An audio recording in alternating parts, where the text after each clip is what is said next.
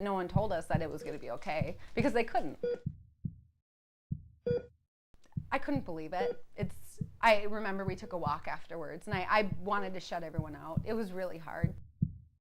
At their 20-week ultrasound, Katie and Justin Decker found out their baby had serious heart defects.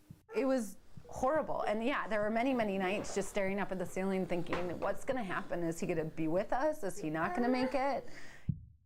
He did make it. Michael was welcomed into the world February 3rd of 2012. He had a hole in his heart, and his ventricles, pulmonary artery, and aorta were out of place. After a few days in intensive care, he was sent home. They thought at that point that he would not need any surgery until a full heart transplant when he was probably 30. 3 months later, his heart began failing, and surgery at American Family Children's Hospital was necessary to keep him alive. So the first surgery that he had tied a band around the artery going to the lungs, the pulmonary artery. Then the next surgery that he had was to attach one of the veins draining blood out of his head to his pulmonary arteries. All of this before his first birthday. It blows my mind that that little body can go through so much. So they actually did open heart surgery on his heart that was so small. I'm a better person and a stronger person because of what he's had to go through. Yay! Good job! Michael is now a vibrant and loving 2-year-old. He was Prince of the American Heart Association's Heart Ball in Madison this year, an organization that's research and technology played a big role in his diagnosis and treatment. Michael should lead a normal childhood with a few restrictions. Doctors at UW saved his life, but his story is just one of many stories of survival here in Madison. UW is one of the leading hospitals in the nation when it comes to the number of transplants performed, including heart transplants. Last year, 26 people were saved through the gift of a heart here. It's a gift that one local woman received after fighting for her life for more than a decade.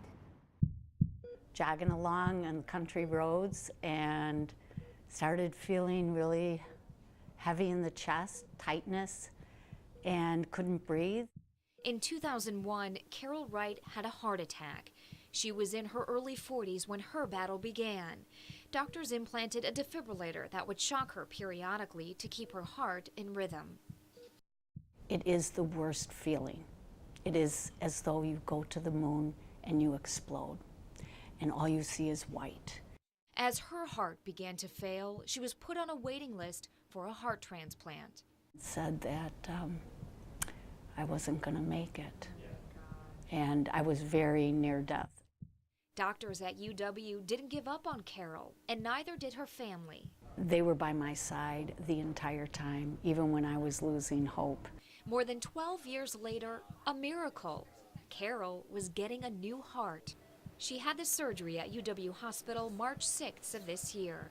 I must be the luckiest person who has been blessed, because it's been 12 and a half years. It's now just a couple months after surgery. Carol is healthy and returning to life as it once was. I'm breathing like I think a normal person, which is I haven't felt in 12 and a half years. And for her husband of 34 years and her 4 kids, they have Mom back. I'm pinching myself every now and then, and I can't believe that it's this dream, I would say, has really come true. The miracle of modern medicine kept Carol alive, thanks to a donor. I am always going to be grateful for that I actually received a gift. It's a gift Michael will one day need too.